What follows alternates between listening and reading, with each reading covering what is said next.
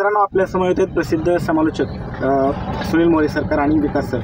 मोरे सरकार, काय सांगाल सातेवाडीच्या मैदानाच्या संदर्भामध्ये? सातेवाडीचं मैदान या ठिकाणी पारंपरिक जर मैदान म्हटलं तर तुम्हाला दिवाळी पाडव्याचं मैदान म्हणून त्या ठिकाणी त्या मैदानाकडे बघितलं जातं.